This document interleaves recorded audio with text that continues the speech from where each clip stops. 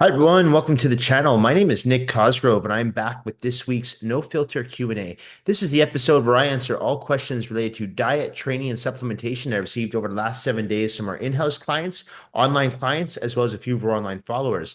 Remember, if you have any questions related to your nutritional plan, workout program, supplements you are currently taking, not taking, or considering taking, please feel free to email me those questions at nick@foreverfitperformance.com, or you can DM me your questions on my Instagram at fitcosgrove_. All right, let's get started with this week's no filter Q&A with question number one. Nick, what's one simple change I could make to my diet that will improve my health? I'm not ready to meal prep yet or eat like a bodybuilder, but I do want to start making small changes to how I eat. If I could tell you one simple change to making your diet, that would be to look for the sugar content in foods that you choose to eat.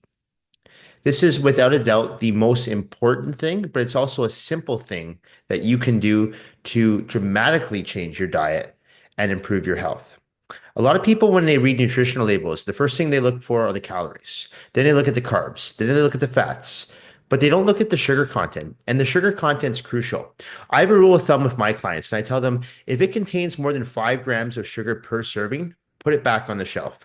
I don't even care if that's natural sugar. Put it back on the shelf. You don't need it. I've talked about in the past the importance of that the body does need sugar, and the average active male needs about 30 grams of sugar per day. The average active female needs about 25 grams of sugar per day. Obviously, those levels can fluctuate based on your activity level, but you do not need to consume an abundance amount of sugar. And the problem is there's so much sugar in the foods that we eat today, especially processed foods. Okay. So if you make that one change, you will notice a great deal of difference in not only your health, but your energy levels. You'll sleep better, you'll train better. And sugar is without a doubt our worst enemy. It really is. Okay. So I'm a firm believer that sugar can cause cancer. I really am.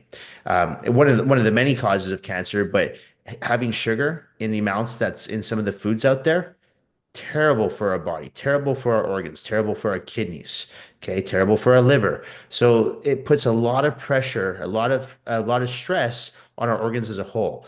Okay, so it's something you definitely want to eliminate from your diet. Like I said, though, a little bit of sugar is necessary for survival, and that's why I recommend that 25 to 30 grams for active males and females. Okay, if you're someone who's fairly sedentary and you don't go to the gym or you don't exercise very often, you honestly could get away with 20, 20 grams of sugar a day, you'd be fine. Okay. Now, obviously, that's going to change if you're type 2 diabetic. So I'm talking to someone, though, who is, I'm assuming you are someone who has no, you have no health issues right now, except that you do want to clean up your diet. So, and you don't want to jump right into the deep end and start meal prepping and measuring your food and weighing your food. I understand that. Just look for the sugar content. I promise you. That one simple change is going to make a dramatic difference in your diet and your lifestyle and your health. All right. Okay. Nick, are there any stretches that can help for neck pain? My neck is always sore due to working at a desk on a computer all day. So, very common issue. I see it a lot, okay? Especially amongst my clients who do work at a desk all day. What happens when you're working, especially when you're working on a computer, you tend to develop what we call poke neck. Now, poke neck is as your eyes fatigue, you start going closer and closer to the screen like this, pushing your neck forward. What that does, it puts a lot of pressure on your neck erectors, your trapezius, rhomboids, and scapula. So, how do you correct that? Well, one thing would be don't poke your neck forward, right? Be aware of that. So, make sure that you're constantly keeping your head back and chin down.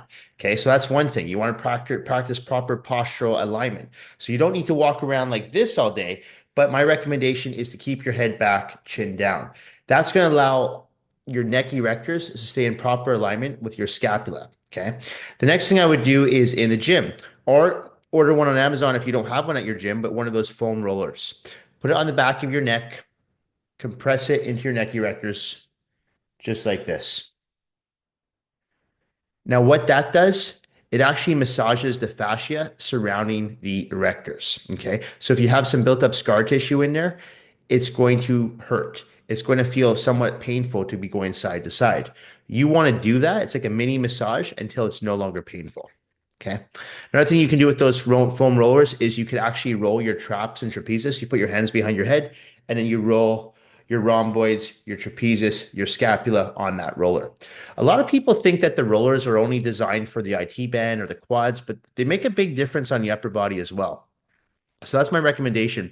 But most importantly, be aware of your posture and be aware of poke neck because it's super common. I catch myself doing it even during these Q&As. Sometimes I catch myself starting to go forward, especially if I'm doing them at the end of the day like I am today after a 12-hour day on the floor. I'm tired. My eyes are tired. I start to relax my posture. So you have to be aware of that. So just remember head back, chin down. That will take a lot of pressure off the neck erectors. Use the foam roller, rotate side to side. That will help alleviate some pressure as well. Any built up scar tissue surrounding the fascia, and make sure that you roll out those rhomboids and scapula. If you're not sure how to do this, you can check out my Instagram. I do have tons of videos. I've posted tons of videos of myself using the foam rollers, the physio foam rollers. So massaging out all those areas, rhomboid, scapula, quadriceps, IT band, hamstrings, glutes, calves. So if you're not sure how to do that, just go to my Instagram and look for the videos. They're on there. Okay, next question. Nick, I've been training with weights with you for a few weeks now and noticed that my muscles are more firm and my tops are more loose around my waist. My weight is about the same though. Does this mean I'm adding muscle and burning fat? This means that you are trading fat for muscle. This means that you are changing your body composition. This means that you're getting results. Okay. This means that you're training properly. What happens when you start to train with high volume, moderate weights, high intensity? You're going to excel in the gym and you're going to see dramatic changes with your health, your physique, and your cardiovascular system. Okay. This is the best way to train if you want to not just transform your physique, but you also want to improve your stamina, right? You want to improve your performance in the gym. You want to improve your strength. Okay. High volume, moderate weights, and keeping that rep range between 10 to 15 works best, in my opinion. So in your case, what's happening is that the weight on the scale is staying pretty much stagnant, but what's happening is because you are building muscle, you are losing fat. So you're building that solid, lean, dense muscle, and you're burning more calories in a rested state because, as I say time and time again, the more muscle you have, the more calories you burn in a rested state, which equates to further fat loss, right? So you are trading that fat for muscle. This is a good thing. The only way to keep this going is if you keep going. Now, it doesn't have to be with myself. It doesn't have to be with our team of trainers, but you do have to make sure that you're in the gym on a regular basis and you're training using that high volume, high intensity training. This is what works. And this is the way to keep the fat off and to build more muscle. Okay. So that's exactly right. You're burning fat, you're building muscle, and don't worry too much about the scale. I tell my clients who work with me online about this all the time. Look, the scale, it's nice to have. And yes, it is a factor to take into consideration when we're doing our weekly check-ins. But I just like to see how people's weights fluctuate on a weekly basis based on how I change their plans. That's the only reason I look at the scale. So I look at photos, I look at how the person's feeling, how their training's going, how their sleep's going, and how their clothes fit. And that really tells me if they're getting the results that I want them to get and that they want them to get with their physique. Okay. So the scale, like I said, it's a contributing factor, but it's not the only factor. And honestly, it's something that I don't really put in my top three when I'm looking at where to make changes or revisions in someone's nutritional plan or training program on a weekly basis. So yes, you're burning fat, you're building muscle, your weight's staying about the same. Don't worry about it. If your clothes fit better and you're feeling better and you're looking better, who the hell cares what the number on the scale says?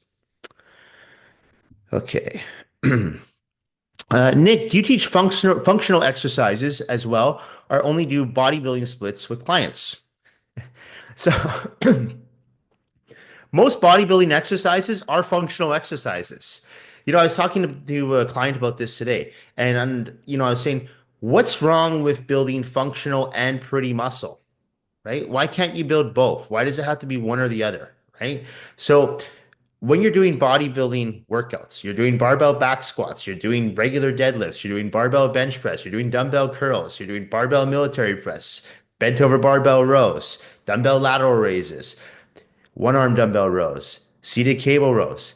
These are all functional exercises. They serve a purpose in not just building a pretty physique, but a functional physique, because all those planes and all those ranges of motion help you outside of the gym. Okay.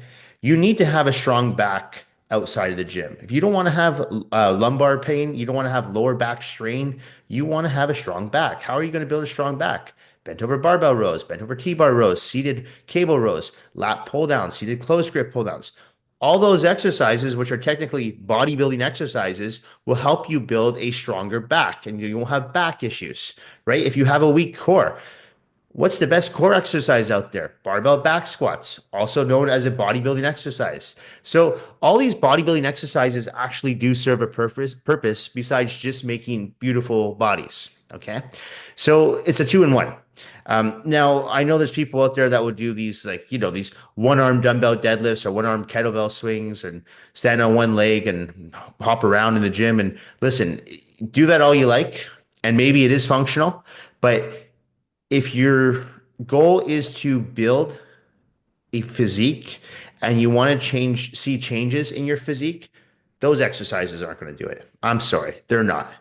Okay, so when I see people in the gym and they're doing one cable movement like this, barely breaking a sweat because it's functional, sure. But you know what? You're going to get way more out of putting on some moderately heavy weight and doing a seated cable row properly, 10 to 15 reps, or a T-bar row properly, 10 to 15 reps, because you're going to build functional muscle and pretty muscle.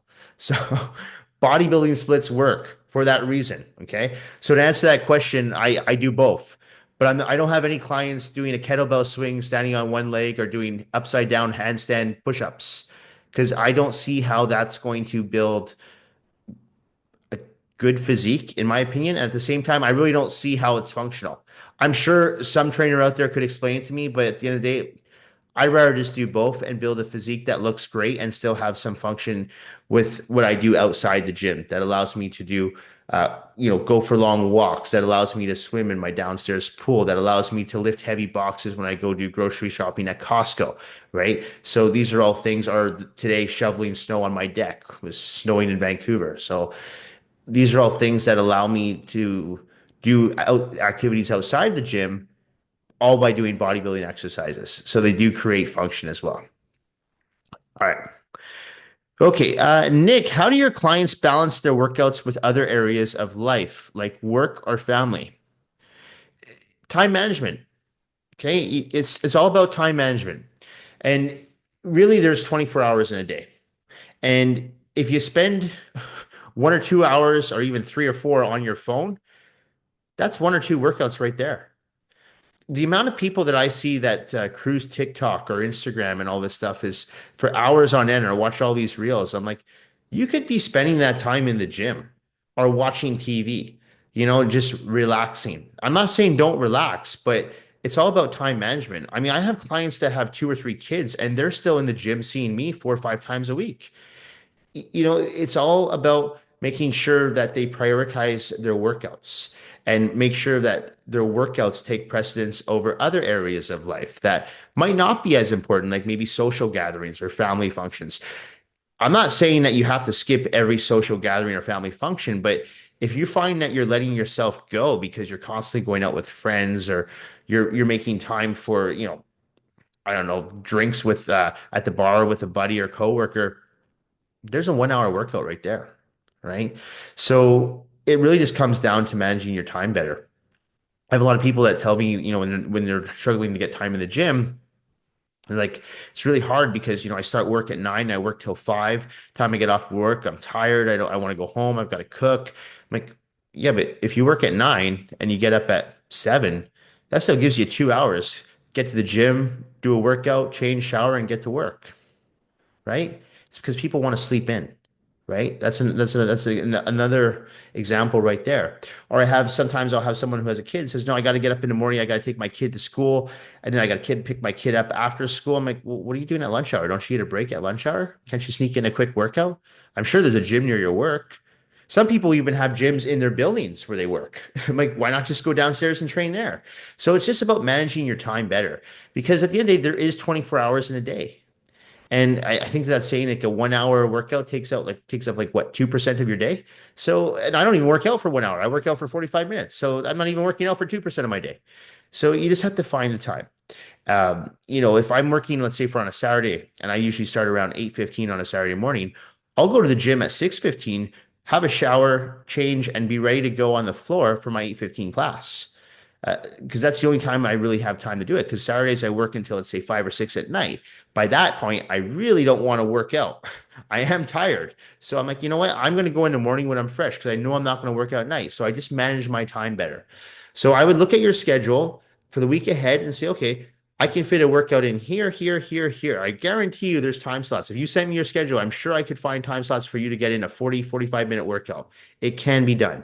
Okay. You just have to manage your time better. It's all about time management. All right. Okay. Nick, I just joined a gym but feel overwhelmed. I try to go when it's quiet as I don't know what I'm doing and feel like people are watching me. Do you have any tips on how to overcome this issue? If you don't know what you're doing, you should hire a personal trainer to teach you how to work out properly, how to do exercises properly, proper form, proper technique, proper breathing execution. This is crucial because if you're going into the gym and you don't know how to do these exercises properly, you could easily injure yourself. If you're injured, you can't train. If you can't train, you're not going to get results. So it makes sense in your case, if you really don't know what you're doing, hire a personal trainer. If you can't afford to work with a personal trainer, go into a group class at least. Although I don't recommend people just jump into group classes, especially if they don't know what they're doing. But it's better than going on your own and not knowing a thing of what you're doing in the gym because you could really get injured. Okay. But my recommendation to everyone is to hire a personal trainer for at least 6 to 12 sessions. Someone who can teach you proper form, proper technique, ensure that you're using the proper muscle groups, ensure that you're engaging your core, that you're breathing correctly on exertion, knowing your tempo speed. These are all things that a personal trainer can teach you so that you can install in yourself and then go to the gym feeling more confident. Okay. Now, as far as people looking at you, I'm going to tell you right now, nobody cares what you're doing in the gym. I've worked in gyms for over 22 years now. Nobody's watching what you're doing. Okay. Everyone's so focused on themselves, they don't give a damn what you're doing. I can promise you this right now. Every time I do a workout, I couldn't even tell you what the people around me are training because I'm so focused on my workout. Whenever I'm training a client or clients, whether it's in a private setting or a group setting or a partner training, I'm focused on their workouts. I couldn't tell you what the other trainers are doing with their clients. I have no idea because I'm not focused on their workouts. Okay. So, you have to get this out of your head that people are focused on you. They're focused on themselves. I mean, some are focused on their phones, but most people who go to the gym are focused on what they are doing, what exercises they're going to do next, which muscle groups they're training that day. Are they doing proper form? Are they practicing proper technique? Should they be increasing their weight on their next set? On their next set? Should they be decreasing their weight on the next set? So nobody's focused on you. I promise you that. Okay. If you catch someone staring at you, it's usually just someone who's staring into space. I catch myself doing that sometimes. You can't help it. You're just looking into space and you see someone going through your vision right there, right? So I wouldn't really think too much about that. Okay. So try to get that out of your head. But if you don't know what you're doing in the gym, you're making a big mistake by not working with a trainer for at least 6 to 12 sessions, just so they can get you on a starter plan. So that you feel confident going into the gym, knowing what you're doing, not because of other people watching you, but just so that you can avoid injury and that so you can actually get results with your training as opposed to staying stagnant like most people do because they don't know what they're doing in the gym. Okay. Nick, how do you personally approach meal prep? I'm trying to find some ways to make it easier. Uh, Cook in bulk. That's honestly my biggest tip. Cook in bulk, because when you cook in bulk, it's so much easier. It's like an assembly line. Tonight I got home from work. I cooked up 14 ground turkey and rice meals. It took me less than half an hour to do that. Okay. I had all the rice done up in the rice cooker. I was cooking my ground turkey on the stove. Done. Okay. So it's not that difficult when you cook like that. Now, if you're cooking every single meal, that's time consuming. Okay. Also, my recommendation when it comes to meal prep, learn to like the same foods for a few days in a row. So those 12 or 14 meals I just cooked for ground turkey and brown rice, that's going to last me for a week. Now, I don't eat that meal 7 days, 7 times a day. I eat it once a day. Okay. But I have 6 other meals that I eat on top of that that are different. Salmon, cod, yams, quinoa. I throw in chicken breasts, sometimes lentils, beans, so oatmeal, cream of rice, Ezekiel bread. So I'm mixing up my foods. So I'm not eating the exact same meal 7 times a day, but I am eating that meal every day. Okay. That makes it so much easier. If you're someone that needs a lot of variety in your diet, it's going to be a lot more complicated. It will. So keep it simple. Learn that repetitive meals work. Okay. So find some meals that you like. You can change up condiments from time to time. I mean, there'll be times that I'll put sriracha sauce on one thing and I'll put some natural peanut butter on another. I'll put some extra virgin olive oil on one food. I'll put sugar-free ketchup on another meal. So I'm mixing up even my condiments that I'm using. Make sure again that the condiments you're using are not too high in sugar. Going back to question one, no higher than 5 grams of sugar per serving. Okay, we want to really be careful with that, especially with condiments, because condiments can go up very quickly. Okay, you look at 1 tablespoon of something and it's like 10 grams of sugar. That's way too high. Okay, so you want to just make sure that you are cooking in bulk and it makes things so much easier. And honestly, cooking things like brown rice in a rice cooker, you don't even have to be there. You can be doing emails like I'm doing, or you could be doing the Q&A, whatever you're doing. You don't have to be in the kitchen watching the rice cook. Okay. Chicken breast, same thing. I put the chicken breast in my stove. So many times I'm on here doing a Q&A or doing a consultation with a client while the chicken breast is cooking. I just pull it out, chop it up, put it on my food scale. It's done. It takes me less than 20 minutes to cook it. That's it. So that's my recommendation. Cook in bulk. It's so much easier. Okay. Invest in a food scale. Invest in measuring cups because portion control is huge when it comes to meal prep. I know there's a lot of people out there who they think they eat clean, and even for people who are eating clean, but they don't practice proper portion control. And remember, if you're in a caloric surplus and the goal is to lose weight, you're not going to lose weight. Okay. I don't care if all your meals are healthy, you're not going to lose weight. So you have to be in somewhat of a caloric deficit in order to lose weight. Okay. Not a severe caloric deficit, but somewhat of a caloric deficit. So that's why a food scale is important. So invest in a food scale, invest in a measuring cup. You measure out your rice, measure out your oats, measure out your quinoa, weigh out your yams, weigh out your cod, your tilapia, your salmon, your ground turkey, your chicken, your beans, your lentils, and then you are practicing proper portion control. So that is my biggest tip. Cook in bulk, buy a scale, and buy measuring cups. This is crucial if you want to be successful in your meal prepping. All right. Okay, Nick, what's the best advice you'd give to someone looking to transition to a more plant-based diet? I think I'm done with meat for good. Yeah, plant-based diets are great. I have 3 vegans on my roster right now and 2 vegetarians that I'm working with, and doing plant-based diets for all of them. The one thing, though, you have to be careful if you're going to follow a plant-based diet is you want to make sure that your carbohydrates are in check. And what I mean by that is most protein sources that are plant-based do contain carbohydrates. Now, that's not a bad thing, but you just have to be aware of that because if you're combining, let's say, beans and lentils, for example. Okay. Great protein sources, but they also contain carbohydrates. So if you're combining those foods with rice, yams, potatoes, quinoa, now you're having almost like a surplus of carbohydrates for that one meal. Whereas a meat eater, if they're eating chicken breast, cod, tilapia, ground turkey, there's no carbs in that, right? So if they combine that with the rice, yams, sweet potatoes, whatever, those are the carbs there, and then they have their protein there that contains no carbohydrates. So I'm not saying that eating meat is better, not at all. In fact, I've worked with numerous clients over the years that practice plant-based diets, and I think they work really well, and that includes competitors. You just have to really monitor your carbohydrates so you don't put on body fat because too much carbs can lead to a increase in fat gain. Okay. That's why a lot of vegetarians struggle with their weight, vegans as well, because their protein sources do contain carbohydrates. So again, this is not a problem though. You can work around this. You just have to be mindful of the carbohydrate sources that you are consuming. So for example, if you're doing beans and lentils with say yams, well, maybe have just 2 or 3 ounces of yams. Whereas if you're having chicken with yams, you could probably have 5 or 6 ounces of yams. So just be aware of that. Okay, that's really my only recommendation, but it definitely can be done. And anyone that tells you that you can't build muscle on a plant-based diet, smoking crack. It can be done. That's old school advice. You can build muscle on a plant-based diet. I've done it with numerous people over the years, including competitors. I personally just choose to eat meat. Maybe I'll do plant-based one day. I'm not against it at all.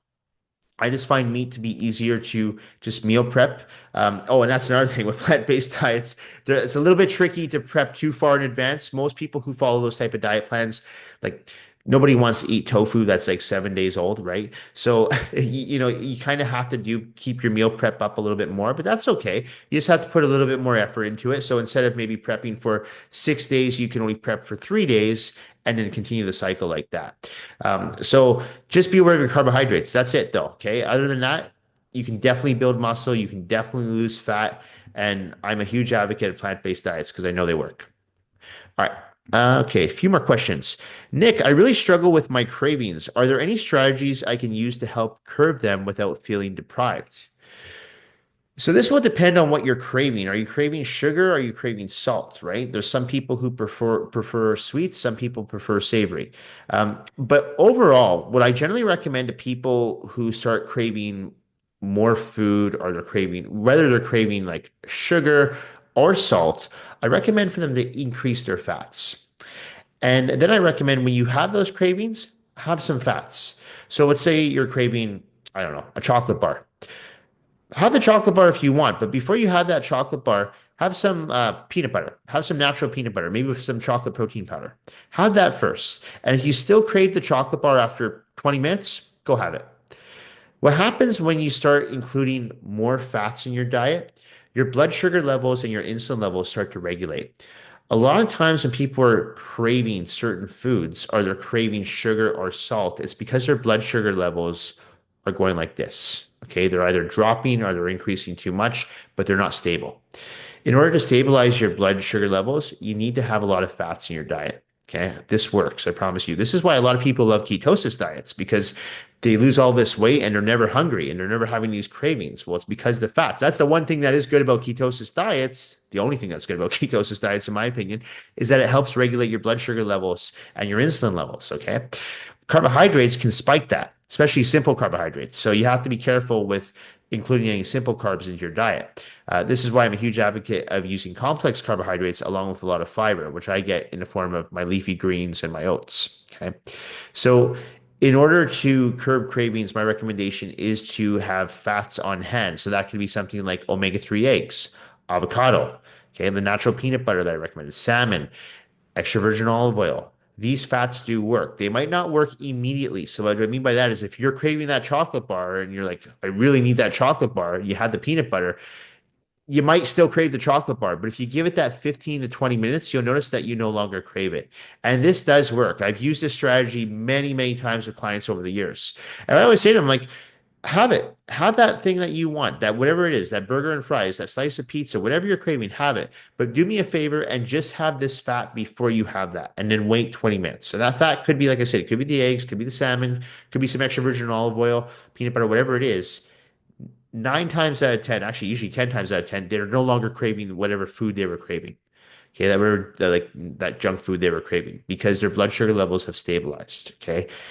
Now, if you're keeping fats in your diet all day long, you probably won't even have any cravings. Like I personally don't have cravings, but I also have a lot of fats in my diet. So I have a lot of natural peanut butter. I have a lot of extra virgin olive oil. I eat lots of avocados, lots of omega-3 eggs. So I don't really have cravings for sugar. I don't have chocolate bars in the house. I don't have any of that stuff. It's just something I don't eat. Okay. And it's something that I don't miss. If anything, that food makes me feel like crap.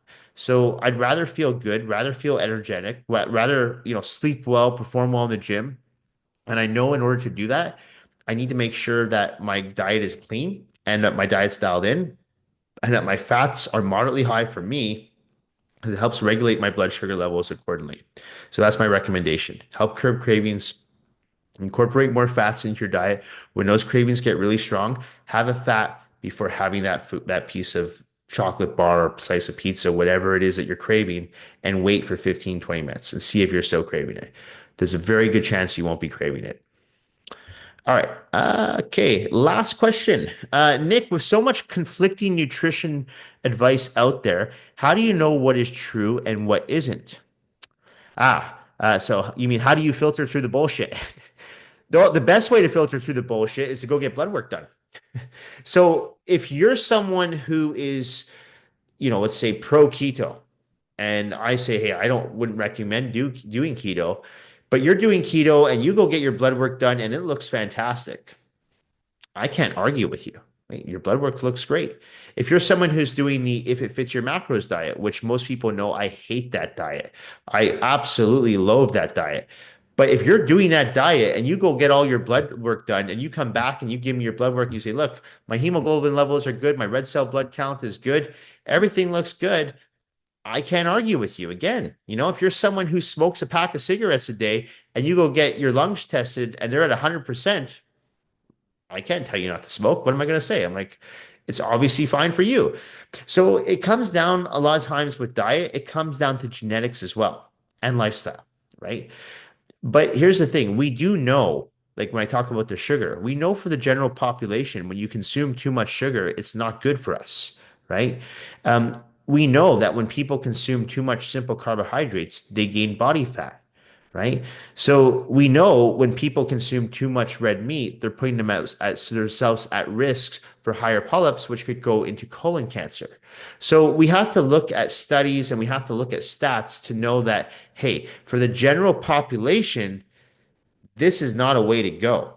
Okay. Not everyone's going to go and get their blood work done, though, and go, oh, look, my blood work looks great. Most people won't even go get their blood work done. So that's why we have these guidelines for people to follow. And yeah, they're generic to a degree, but people have been studying dietary nutrition now for decades on end. And, there's always new studies coming out. And that's why I always tell people, I'm always willing to switch my stance on something if someone can prove through science, not through bro science, not through TikTok reels, through actual science that this is actually more healthier for you than this, or this way of eating is more healthier than this. I'm always open to that. But I've found a formula that's worked for me and it hasn't been easy. It's taken years, and it's not a formula that I necessarily implement on my clients. In fact, I don't have any of my clients eat how I eat. This is the diet plan that works for me. And how I know it works for me is because of how I feel, how I look, but also because I get my blood work done. And I make sure that all my vitals are in check. So I know the nutrients, the micronutrients that I'm putting into my body, the vitamins and minerals are working for me. Okay. But the only way to truly know that is if you get your blood work done. Uh, if you want to use other contributing factors, of course, go by how you feel, go by how you look, go by how you train. Those are all important factors as well. But blood work will really tell you where you're at with your health. Okay. So that's something I recommend people do at least once a year. I've told people I go get my blood work done twice a year. And I always get my blood work done because I want to know what's going on. And if I'm deficient in something, well, then I increase it. I talked about how I was deficient in zinc a few years ago. I started increasing my zinc. I started actually incorporating the supplement zinc into my diet, take 50 milligrams a day. Go back, get my blood work done 6 months later. My zinc levels are fine. So I just had a zinc deficiency. So it's good to check what you're deficient in and then supplement with that with either supplements or with food, okay, or both. So that's what I recommend when it comes to filtering out the bullshit because there's a lot of bullshit out there. And even what I tell you to do, I can only give people guidelines based on, like I said, stats and science. Okay. So that's what I go by. And then I make revisions, obviously, based on the individual that I'm working with, just like the same way thing I do with their training program in the gym. If I have someone in the gym who has a severe rotator cuff injury or has had a dislocated shoulder, well, I'm not going to just start them off with a barbell military press. That'd be pretty stupid of me, right? So I want to make sure that I'm customizing a training program specifically for the person that I'm working with. Same goes for the nutritional plan. I want to customize the nutritional plan for the person that I'm working with. Just because quinoa works for one person doesn't mean it's going to work for the next. Just because one person can digest yams with no problem doesn't mean the other person is going to digest it without any issues, right? Some people can't handle oats on their digestive tract, so they'll have cream of rice. Some people can't even stomach cream of rice, so they'll have Ezekiel bread, right? Some people don't like bread. So what do you do with those people? Well, with those people, maybe you give them a little bit more, yams or sweet potatoes, right? Or maybe you do give them more oats, or maybe you try them on another food that you can get, like even like you can use like a whole wheat source of some type for some people. But what's important at the end of the day is that you customize the program specifically for you. Okay. The food I was looking for was Weetabix. So that's another food option I'll give for people in the morning. It's easy, it's quick, and for people who just get sick of oatmeal every day, that's a great option. So it's important to be open to getting in other foods as long as they fit those guidelines, though, with less than 5 grams of sugar. moderate carbohydrates, healthy fats. You want to stay away from those trans fats. Keep the saturated fats in check. We do need a little bit of saturated fats, but not too much saturated fats. So these are all things that I look for when working with someone. Okay. But that's my recommendation to you. If you really want to filter out the bullshit, figure out a formula that works specifically for you. Go by how you feel, go by how you look, and go get your blood work done. That's how you're truly going to know if your nutritional plan you're using is working for you. Anyway, this Q&A will be going up on Monday, February the 3rd. As a reminder, if you have any questions related to your nutritional plan, workout program, supplements you are currently taking, not taking, or considering taking, please feel free to email me those questions at nick@foreverfitperformance.com, or you can DM me your questions on my Instagram at @fitcosgrove_. Thank you all for watching. Thank you for supporting my no filter Q&A, my in-house coaching business, as well as my online coaching business. I truly do appreciate all the support and feedback that I receive from each and every one of you. I will see you all next week. Bye for now.